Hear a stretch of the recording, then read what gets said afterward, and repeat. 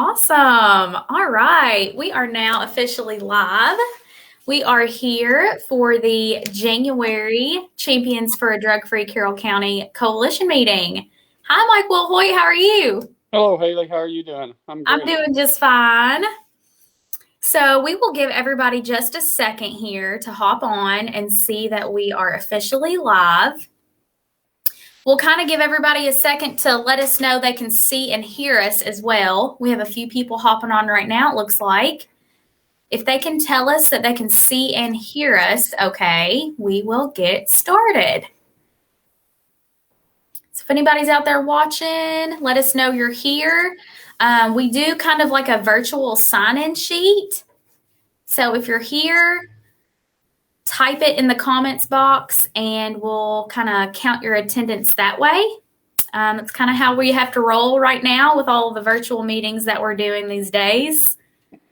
Awesome. We have Jaden Stevens. She's our youth representative. Thank you for joining, Jaden.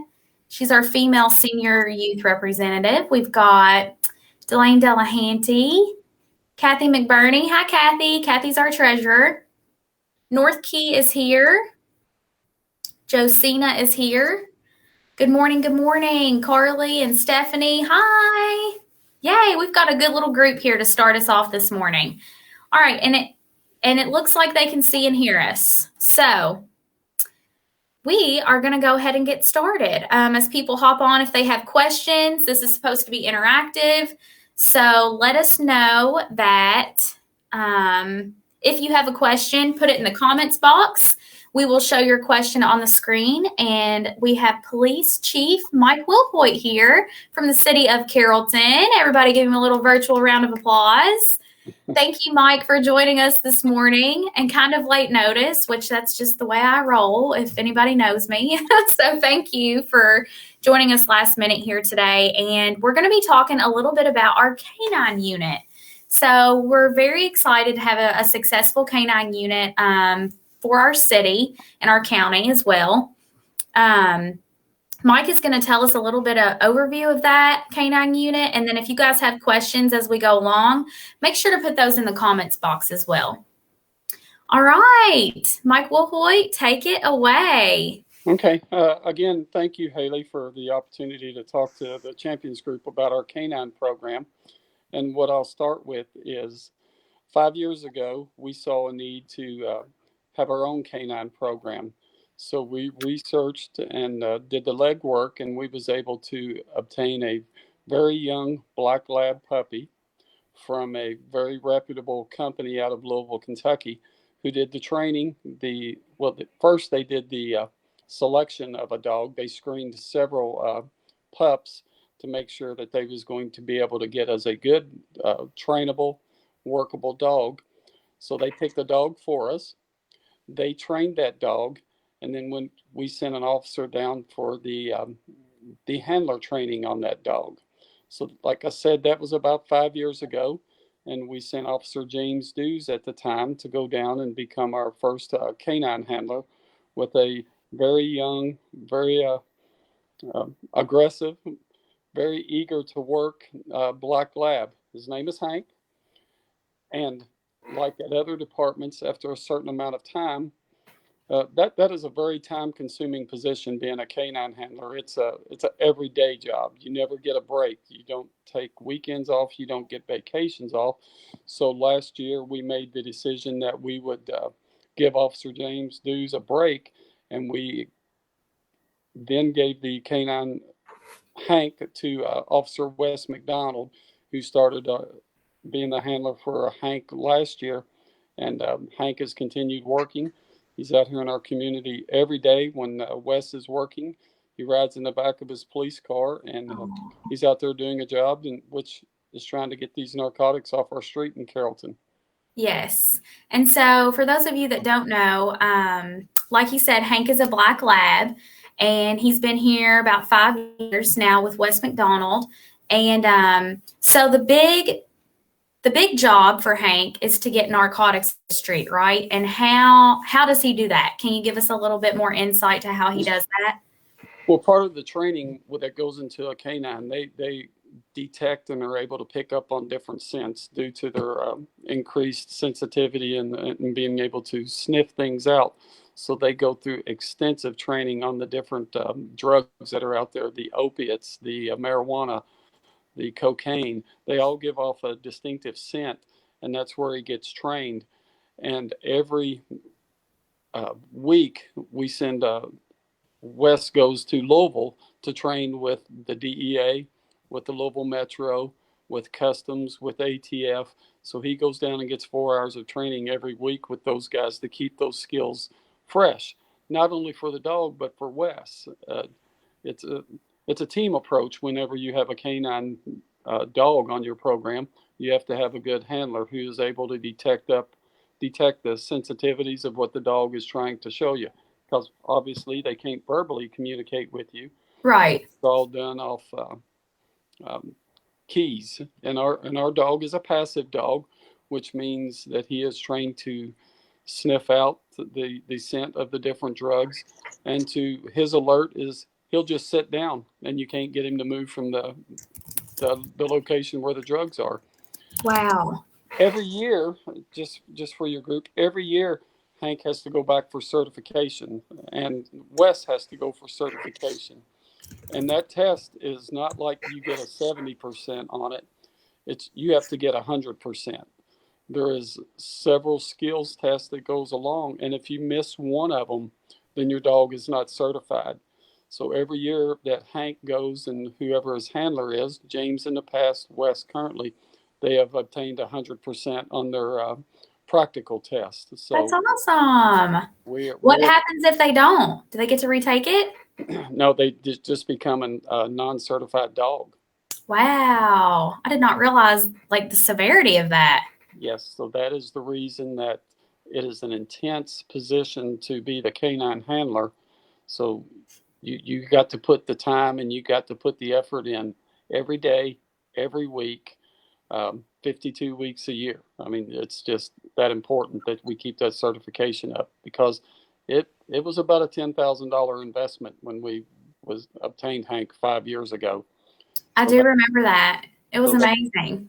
that's taxpayer money, and we want to make sure that we're getting the most out of that money. Absolutely. And I definitely think that we are. I can remember being on city council and helping make that decision. And it was kind of a no brainer for us. We were like, this is going to be so great for our community to help get drugs off the street. So we definitely think it has been worth the while and worth the money. Let's see if we have some questions rolling in here. It looks like we do. It looks like Stephanie has a question. She says, was it difficult to establish a bond with Wes for Hank after being with James for so long? That's a good question. No, yes and no. While that canine unit gets accustomed to the handler, um, that dog knows it's work time. So it's just like changing employment positions for anybody. That Ah, dog knows he's going to work. So there was a bonding period in between. Wes had to go for training as well, that same training that James originally had to go to. So there was a bonding period so they could get familiar with each other before Wes attended that training. But Hank knows that he's going to work when he gets in the back of a police car. And doesn't yeah. matter who that handler is, as long as that handler is trained and the appropriate uh, handler duties, that Hank will work with that handler. Good question, Stephanie. Thank you. Thanks for that, Mike. We got a couple more rolling in. I'll just ask them here off the cuff. Kathy wants to know, does Hank live with his handler full time? Yes, and that is part of that. When I was talking about how intense it is, that it's every day, it's every week. Yes. There's not a break. Hank Hank goes home with Wes. I Hank didn't works realize with Wes. that. Yes. That's a good question, Kathy. I did not realize that. All right. The next question that rolled in, Delane wants to know about how many arrests has Hank assisted in. Do you know that number? No, I don't have a number on that, but I would say that Hank not only assists the Carrollton PD and our officers when they're out doing their duties, but our sheriff's department will use him. the Kentucky State Police will use Hank, and other surrounding agencies from other counties, they call upon Hank from time to time. So since we have him, we always try to make him available to any law enforcement that might need him. That's amazing. It's a team effort. Thanks for that question, Delane. All right. Yes, Kathy said Hank has attended a champions meeting in the past, and I think he has. It was when we first obtained him, so it's been quite a while ago. We kind of introduced him to the coalition, and he was a big hit. I wish that we could have him in person now. He's so cute. So if he's out and about, Mike, in the community, are people allowed to pet him? We have yes, since Hank is a passive trained dog. I mean, he's really great with kids. We've taken him over and done programs at the elementary schools where they all get an opportunity to pet him, and he eats it up. I mean, he really does love Aww. it. He loves the affection and the attention that people will give him. That's amazing. I love it. All right. Tim Pauly jumped on. He says it's good to see Chief Mike Willhoite. We've got quite a few viewers on here, Mike. I'm glad that you joined us today. Thank you so much. You're welcome. If you guys have more questions, don't forget to put them in the comments box. It looks like a couple more people have joined us. Clayton McAllister, he is our senior male representative for Champions for a Drug-Free Carroll County. They were just chosen last month. And Clayton says Hank and Wes are amazing. So thanks for that, Clayton. Great. We love to hear good, positive news. Yes. Positive comments. Awesome. Delane has another question. She wants to know, does Hank go to the school and sniff lockers and cars at the high school? We have utilized him in that role in the past, and he's detected some narcotics in the past, but we haven't done it in the last year, obviously, since this pandemic that we're under. But right, we coordinate those through our SROs at the different schools and through the board office, and we're always open and always willing to do that. But when you go do a big school or a factory or something like that, it's really labor intensive on a dog. So when we know we're going to do that, we will try to get that coordinated and bring in some canines from other agencies, because the work they do there is really intensive. They work really hard when they're trying to do a school or a factory or a large area. It wears them out really, really quick. So you got to have some others there to help you out. Okay, that makes a lot of sense. Thanks for that, Delane. Thanks for that, Mike. All right. I don't see a whole lot of questions. Tim Pauly said, please tell the chief, sorry about his Packers in football. The Tim Pauly can jump right back on off. I know he's a Bears fan. That's hilarious. Oh, gosh. All right, we've got a couple more questions rolling in. Let's see. Jaden asks, how long have you had Hank? Is there a certain age they can go until they stop being a canine unit? I think, and I don't know this for sure, but I think typically around the age of 9 is when it starts being very, very difficult for them on their body.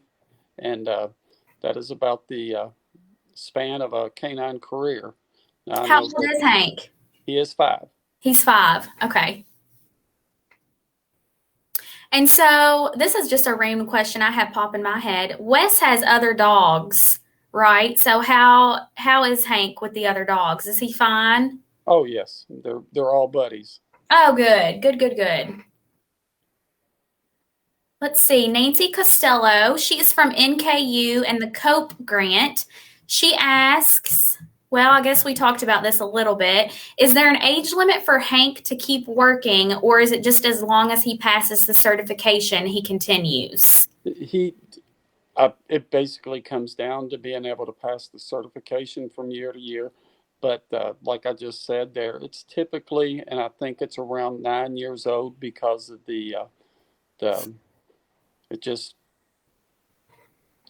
the exposures that they get, the wear and tear on the body, and just the age Yeah. that the dog becomes is when you want to try to start cycling in another canine unit and giving him an opportunity to enjoy some life, like the rest of us want to do, Right. enjoy life. So Yeah, that's what the plan is there for Hank.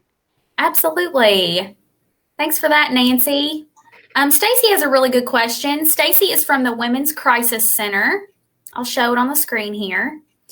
Has there been any other benefits to having Hank around besides additional support on the force? She said, I feel like there is probably a morale benefit too. Oh, definitely. It's great for community relations when you can take a canine unit to the school.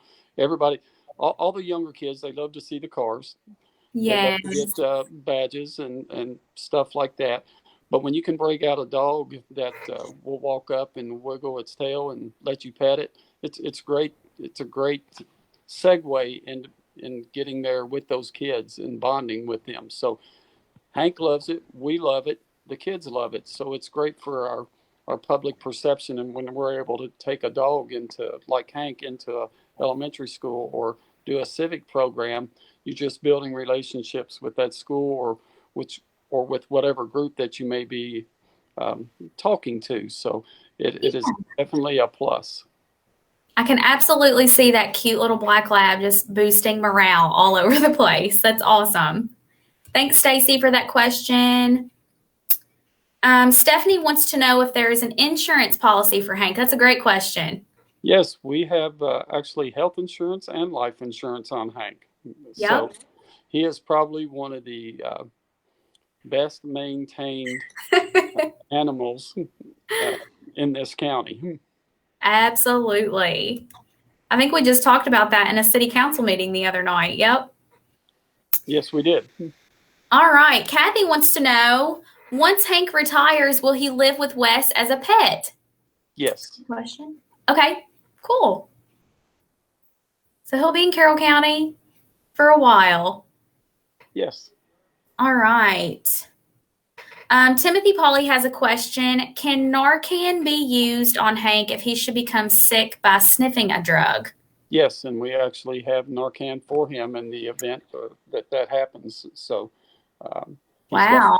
he's got his own I've never thought about that. What is it? Is it like an injection or how is that administered?